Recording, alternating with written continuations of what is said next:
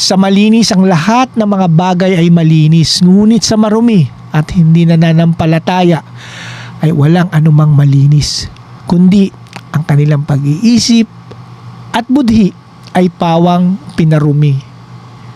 Inaangkin nilang kilala nila ang Diyos, ngunit sa pamamagitan ng kanilang mga gawa ay kinakaila nila. Palibasa sila'y kasuklam-suklam, mga masuwayin at hindi naaangkop sa anumang gawang mabuti. Kapag ang integridad ng ebanghelyo ay ang siyap na pong nakataya bilang mga mananampalataya, hindi po tayo dapat tumakbo at magtago na lang. Dapat po tayong manindigan gamit ang katotohanan, manindigan gamit ang pagmamahal natin sa kapwa at gamit ang ating patotoo sa isang dalisay na buhay. Kailangan po nating harapin ang mga kaaway ng katotohanan at iligtas ang kanilang mga nabihag. Nasundin po din natin kapwa ang pangaral at mga babala ay binigay sa atin ng ating Diyos sa kanyang salita. Tandaan po natin na mahalaga ang katotohanan. Dapat na tayo po ay may sapat na kaalaman sa katotohanan na magpapalaya sa atin. Katotohanan na magbibigay din po sa atin ng tapang sa pagtatanggol sa pananampalataya at sa paninindigan natin laban sa mga nadungisan. Sa malinis ang lahat ng mga bagay ay malinis. Pinapakita po sa atin ng talatang ito ng isang salawikain o isang kasabihan na pwede rin po nating ihalin tulad ito sa isang pagsusuri sa karakter ng isang tao na siya ring ipinahayag ng ating Panginoon sa Ebanghelyo ni Marcos.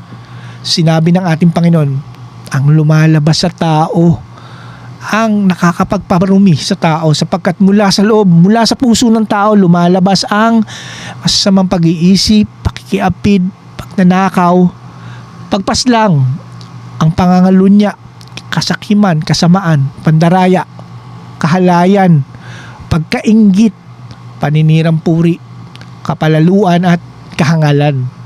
Ang lahat ng masasamang bagay na ito, sabi ng ating Panginoon, ay sa loob nagmumula at nakakapagparumi sa tao.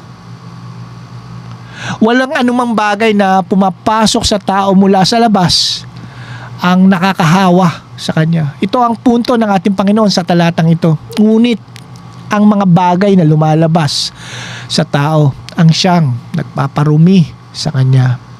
Okay, balikan naman po natin ang talatang pinag-aaralan po natin ngayong linggong ito. Okay, dito sa ikalawang bahagi ng verse 15 ay pinakita naman ni Pablo ang kabaligtaran ng pagiging dalisay. Okay, basahin po natin. Ngunit sa marumi at hindi nananampalataya ay walang anumang malinis. Na sa katunayan nga po, ang sabi ni Pablo, pati ang kanilang pag-iisip at budi ay pawang pinarumi. Hindi po katakataka na tinatanggihan ng mga taong ito ang katotohanan. Ito po ay dahil sa ang kanilang saloobin o ang kanilang mga puso ay punong-puno ng dungis at ng kasinungalingan. Ang kanilang puso at isipan, kanilang buong katauhan ay nadungisan at nahawahan na ng sakit ng kasalanan. Verse 16, inaangkin nilang kilala nila ang Diyos, ngunit sa pamamagitan ng kanilang mga gawa ay kinakaila nila. Palibasa sila'y kasuklam-suklam at mga masuwayin at hindi naaangkop sa anumang gawang mabuti.